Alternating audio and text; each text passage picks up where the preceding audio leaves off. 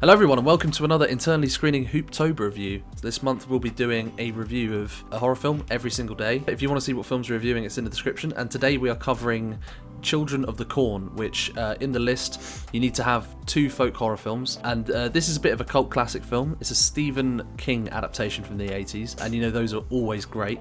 So I was very excited to check this out. It follows a couple who are, out on a trip, and also some kids in a town where very quickly things go awry. There might be some malevolent paranormal activity going on. This is very, very 80s, and it all goes very, very 80s, very, very fast. Adam, what did you think of Children of the Corn? I found this to be like a powerfully boring experience. I was like aching for it to get going. I was checking the time so often to see how close to the end I was, and I was amazed at how basically the first half of the film is complete meandering. Well, I mean, the opening's pretty action-packed. Yeah, but as soon as you get to the couple in the car, they're trying to find the fucking town for a whole 20 minutes. It's just like so much time in this film where nothing happens. And when it does happen, it's pretty terrible anyway. I think the acting in this film is 90% of it is terrible. I think Linda Hamilton is fine, but I thought the main guy was okay as well, but yeah. I think he only shines next to a cast of completely horrible child acting. Every single child actor in this is doing an awful job. Maybe the little girl is okay. Well, she seemed more like a real child than the others, I felt. Yeah, I was surprised by I also found this to be quite dull. But I was quite surprised by that, because this film is a complete cult classic, and it has 100 like really terrible looking sequels. And normally when you see a film like that, you think, well, there's got to be something about this film that must have captured people's imaginations. Yeah. Because it wasn't like a huge box office success or anything.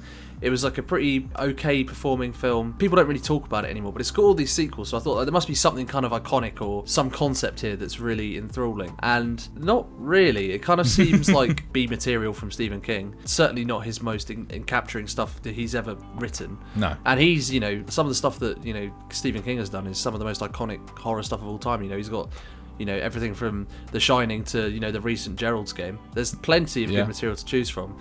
And I feel like there is potential for a good story here. So I guess this is a light spoiler, although this does literally happen right at the beginning of the film. The children in a town have essentially sort of formed a cult around this child preacher who then instructs them to murder all their parents.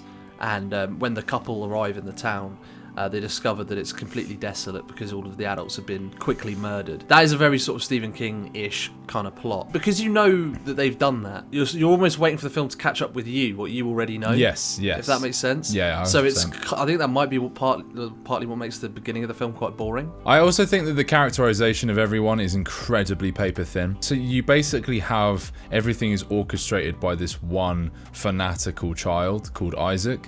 And he's hilarious, but he's pretty bad. It was weird. I tell you what, the guy that plays him looks like an old man trapped in like a 10-year-old's body. I think that's what they were going for sure, because I thought the same thing. He's really uncanny looking. I thought it was funny that there's a line early on where they say like, oh, they banned music, and I thought it was funny, like, this guy looks like an 80s goth, so like he must fucking love Depeche Mode. Yeah, I mean, the 2 main characters aren't particularly. I actually thought one of the early scenes with Linda Hamilton dancing and interacting with her, I think, are they married or is she his fiance? Something like that. Like, I thought that opening scene was actually pretty good. It felt quite natural. Yeah. And quite charming. And I love Linda Hamilton because she's like one of the goats in terms of sci-fi, fancy, horror, 80s whatever. action and stuff, yeah. Yeah, like she's great. And, she doesn't really, the moment the film sort of hits a halfway point where she gets captured, she has nothing to do anymore. She has absolutely nothing to do. The main guy is okay. It just kind of feels like there isn't really, after you get the opening, the first murdering sequence, the only other 2 characters that you really get to know are the 2 really, really kind of shrill and annoying kids. And then I guess, what's the name of the ginger kid? I forget Malachi. what they called him. Malachi, who isn't really a character. He's just kind of an angry cunt. He's just a thug. And like his whole character arc is, I'm angry and I like violence and I want to murder people, and then he doesn't feel like his cult gives him enough opportunity to murder people, so he then murders the cult leader. Going on to the character's actual like motivations, Isaac is the instigator. and he is a preacher, a fanatical preacher, but what he's preaching is pretty unspecific. It's very metaphorical, but nothing particularly concrete. And as the film progresses and establishes more and more of a supernatural element going on behind it, there's still very little in terms of a key motivation for why any of this is happening at all.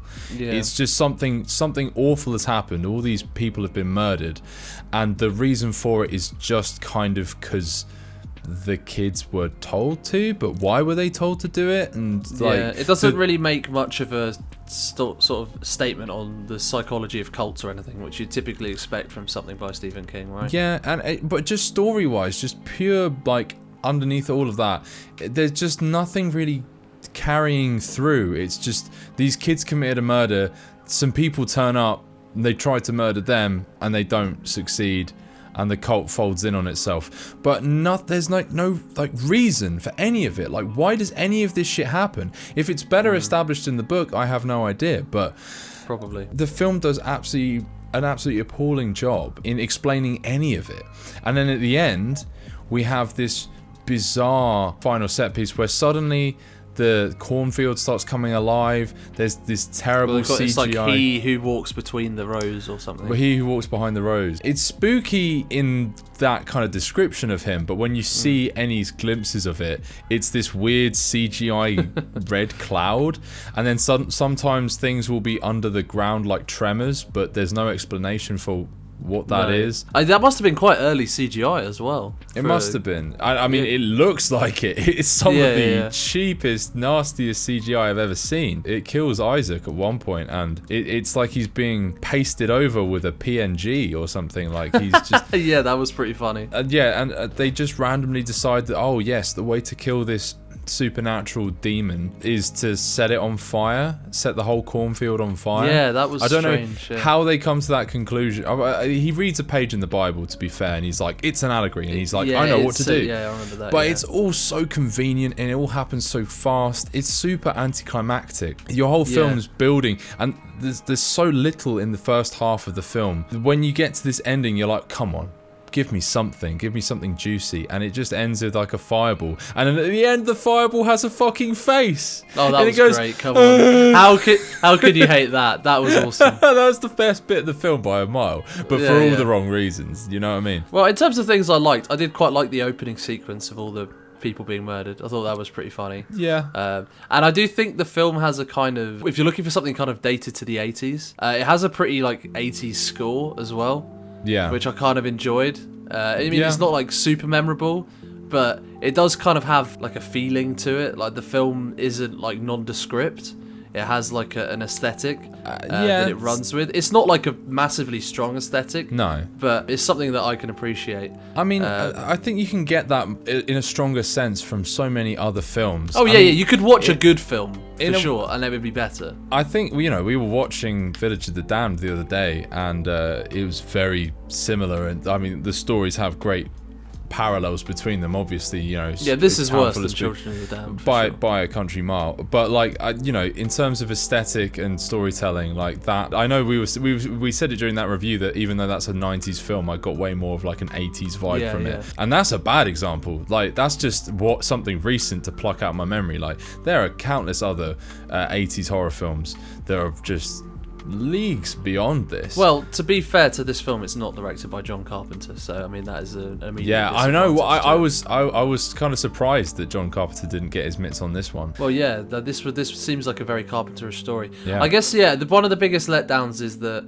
Stephen King, like, one of the big appeals of his stuff to me is he has a kind of Lovecraftian sense of horror in a lot of his stuff. So for like something like The Shining, it's like a kind of horror that you can't really see or understand. That's like alluded to here, and you really don't get much of it. There is a horror that's alluded to that you can't understand, but it really only comes into play way late in the film. Sure, it's like alluded to, but you never really get a sense for what it means or what it is. It's never threatening either. Yeah, exactly. Like, it's never scary. Of course, you're not supposed to understand it literally, so I wouldn't want a character to like explain it to the camera or something. Yeah. But it only gets alluded to, and you only really understand its purpose in the story, you know, when it gets blown up. So, what are you feeling in terms of a rating? Oh man, yeah, I fucking hated this film. I'd give it genuinely. I'd give it a 1 out of 10.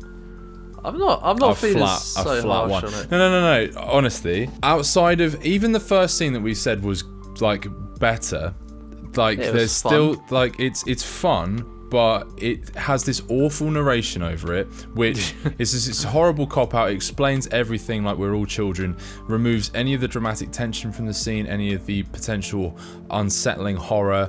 The girl's like doing her prescient drawings of the future, and she's like, yeah, then she started doing the drawings. It's like, yes, I fucking know.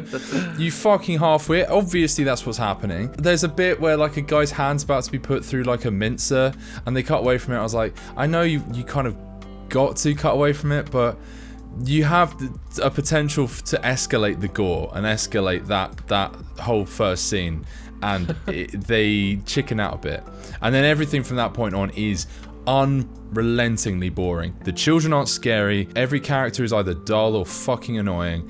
Nothing, and the way the film ends, he gets into the car. Yeah.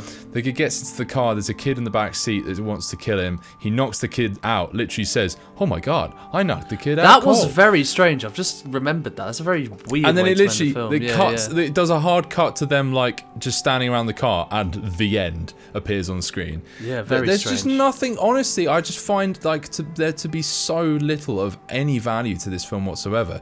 And as you said before, I'm completely baffled as to what audiences saw in this at the time. Like, what made this a cult classic? It's fucking frustrating in every facet. So yeah, damn right, it's a fucking 1 out of 10. I'm not feeling quite a 1. I thought there was. I guess I just wasn't as bored, or there were elements of it that charmed me slightly more. I still think this is a pretty bad film though. I'm between a 3 and a 2. Your tirade is pushing me towards the 2, but I'm gonna stand by my 3 for now. Okay. It didn't rub me the wrong way. It's certainly not a good film, and I wouldn't really recommend it to anyone who isn't some kind of horror completionist. Or like a Stephen King nerd. Yeah. If you love Stephen King, I mean, even then, there's so many better films you can watch than this. There's like a whole plethora of great adaptations. I've just said 2. Even cheesier ones. Like, remember we watched Christine like a year ago? That was hilarious. There's a great, if you're still watching this and you do love Stephen King and you want to watch an obscure, kind of bad, cheesy 80s horror adaptation of his, I highly recommend Silver Bullet, which is a vampire film. And just wait for the church scene. Holy shit, that is I recommend that highly. I'm intrigued by that. It's like this, but it's much better. It's got some body horror in it. It's almost like the same setting, but it's got werewolves in it, and it's 100 times better than this film.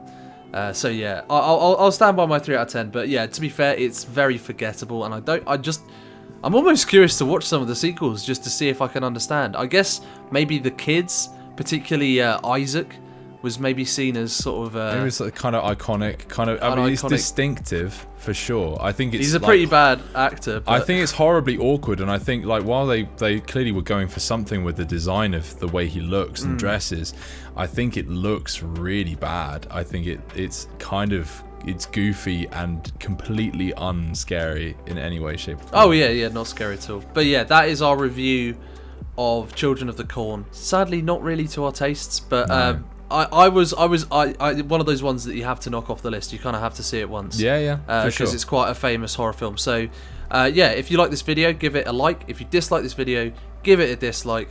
If you want to see some more Hooptober stuff, check out the Hooptober list in the description, as I said earlier on, and subscribe to the channel so you don't fucking miss any videos. You lovely bastard. Right, I've been Rupert. I've been Adam. And we will catch you for our next Hooptober review tomorrow. Peace.